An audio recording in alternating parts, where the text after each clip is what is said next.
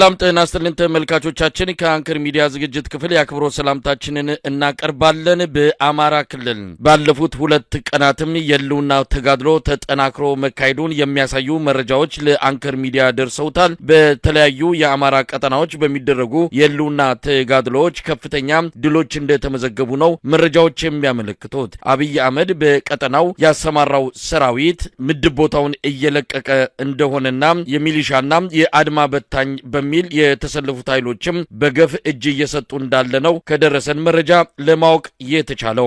በሌላ በኩል አብይ አህመድ ከተለያዩ የሀገሪቱ ክፍሎች በማጓጓዝ ወደ ሰሜን ኢትዮጵያ በዋናነትም በትግራይ አካባቢ ያከማቸውን ሰራዊቱን በከፊል መልሶ ወደ ምድብ ቦታቸው እያጓጓዘ እንደሆነ ተመልክቷል። በትግራይ ላይ ጦርነት ለመክፈት መዘጋጀቱን የህወሓት ባለስልጣናት እየተናገሩ ባለበት በዚህ ወቅት የተወሰነውን የሰራዊቱን ክፍል ምድብ ቦታቸው እንዲመለሱ ያደረገበት ውሳኔ አነጋጋሪ ሆኗል። በአማራ ክልል ያለውን ጦርነት መቋቋም የተሳነው አብይ አህመድ አቅጣጫውን ወደ ሰሜን ያደረገበት ምክንያት ህወሓቶችን ከማስፈራራት ያለፈ ሊሆን እንደማይችል ነው የሚገለጸው። በአሁኑ ሰዓት ቁመናውን አስተካክሎ ለአጠቃላይ ማጥቃት እንቅስቃሴ እየተዘጋጀ ያለው የአማራ ፋኖ ብሔራዊ ንቅናቄ የአማራን ክልል ከብልጽግና ሰራዊት ለማጽዳት መጠነ ሰፊ ጥቃት ለመክፈት በዝግጅት ላይ እንደሚገኝ ነው ለማወቅ የተቻለው።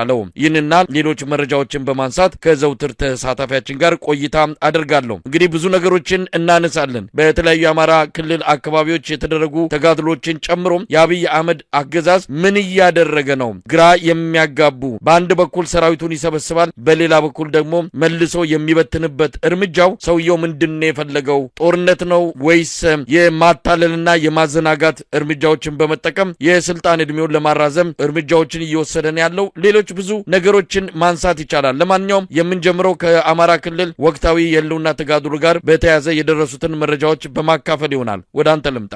መሳይ አመሰግናለሁ። የአማራ ፋኖ ብሔራዊ ንቅናቄና የአገዛዙ ጦር ወይም ጥምር ጦር የሚባለው ኃይል በበርካታ ቦታዎች ላይ ከፍተኛ የሆነ ውጊያ እየተደረገ እንደሚገኝና በአጠቃላይ ግን ሽንፈትና መበተን የማይሰለቸው መማረክ የማይሰላቸው መቁሰልና መሞት የማይሰለቸው የአገዛዙ ጦር በሄደበት አካባቢ ሁሉ እየተሸነፈ እየተመታ እንደሚገኝና ከዚህ በፊት እሱ እየሄደ ሲያጠቃባቸው ከነበሩት ጊዜያቶች አልፈው አሁን ፋኖ በትልልቅ ወታደራዊ ምሽጎችና ካምፖች የአገዛዙ ጦር በጣም ጠንካራ ኃይል አለበት በሚባለው አካባቢ ላይ እየተንቀሳቀሱ ትልልቅ ድሎችን እያስመዘገቡ ይገኛሉ። በተለይ በክብር ሰማዕቱ ማንዴላ እያዩ ወይንም አባ ደርምስ ስም በተከፈተው ወታደራዊ ዘመቻ በጎንደር ከተማ በቅርብ ርቀት ከምትገኘው ደጎማ ከተማ አቅራቢያ ዛንታራ በተባለ ቦታ ላይ ሲንቀሳቀስ በነበረ የአገዛዙ ጦር ላይ አማራ ፋኖ ብሔራዊ ንቅናቄ በላይ ዘለቀ ዳግማዊ ቴዎድሮስ ኮር ጥቁር አንበሳ ክፍለ ጦር በፈጸመው የማጥቃት የአገዛዙ ጦር እንቅስቃሴ በሚያደርግበት ሰዓት በቆረጣ ከሁለት ቦታ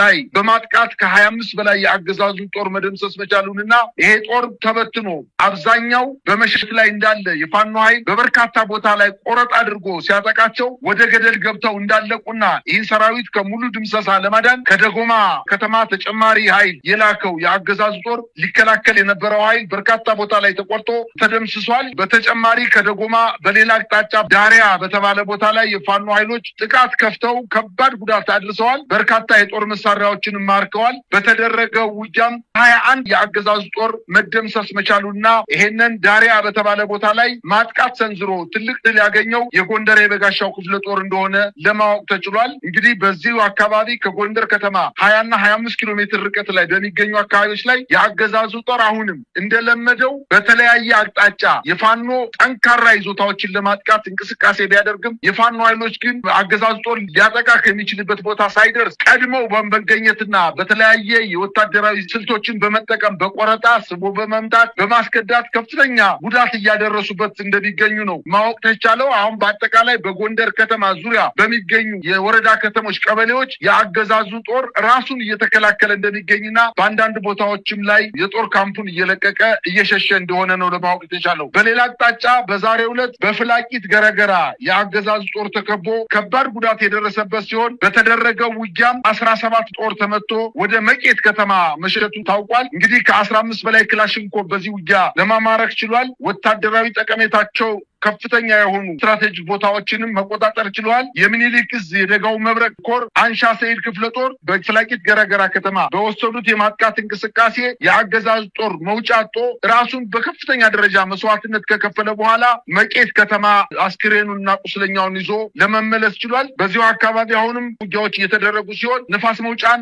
የፋኖ ኃይሎች መቆጣጠራቸውንና አልፎም ደግሞ በወልዲያ ዙሪያ ውጊያ እየተደረገ በመሆኑ እንዲሁም ወደ ላሊበላ ከተማ ወደ ምዕራብ ወሎ መሸሽ ባለመቻሉ ራሱን በከፍተኛ ደረጃ አስጠቅቶ የቡድን መሳሪያዎችን የነፍስ ወከፍ መሳሪያዎችን ተማርኮ ወደ መቄት ከተማ ሊገባ ችሏል ማለት ነው። በዚሁ አቅጣጫ ከሲሲዲ እስከ መቅረጫ በተባለው የአገዛዙ ጦር ካምፕ ላይ ከበባ በመፈጸም በከፈቱት ማጥቃት ጉዳት ማድረሳቸውንና አሁንም መቄት ከተማ በከበባ ውስጥ እንደምትገኝ ለማወቅ ተችሏል። ይህ በእንዲህ እንዳለ በሰሜን ወሎ ወልዲያ ከተማ አቅራቢያ መርሳ፣ ድላንታና አምባሰል በተባሉ ከተሞች ላይ በተደረገው ከባድ ውጊያ በርካታ ኃይሉን ያጣው የአገዛዙ ጦር አባላቱ ተገለው ብዛት ያለው ጦር መሳሪያ በእጃቸው የፋኖ ኃይሎች ማስገባታቸውንና በአጠቃላይ በእግረኛ ሰራዊቱ ተስፋ የቆረጠው የአገዛዙ ጦር የአየር ኃይሉ አማካኝነት በርካታ ቦታዎችን በድሮን እየደበደበ እንደሚገኝና የተወረወረው የድሮን ሀረር በሲቪሎች ላይ ከፍተኛ ጉዳት እያደረሰ እንደሆነና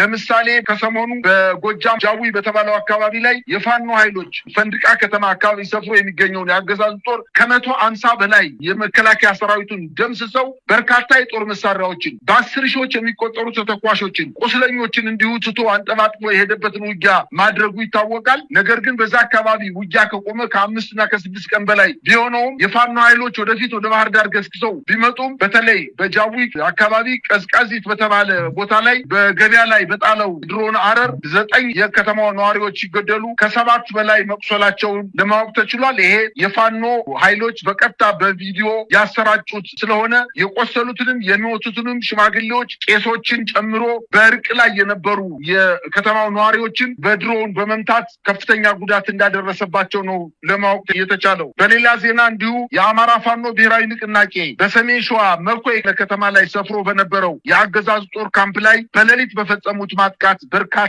የአየር ወለድ አባላት መደምሰሳቸውን ታውቋል። በዚህ ቀጠና ሳፊት በተባለ ግንባር የፋኖ ኃይሎች በፈጸሙት ማጥቃት የአገዛዙ ጦር በ16 ወታደራዊ ተሽከርካሪዎች በሚንቀሳቀስበት ሰዓት በደፈጣና በቆረጣ በ3 ወታደራዊ ተሽከርካሪዎች ላይ ጉዳት በመድረሱ በተሽከርካሪው ላይ የነበሩ የአየር ወለድ አባላት ማለቃቸውንና ቀሪው ደግሞ በሸሽ መቻሉን ነው ማወቅ ተችሏል።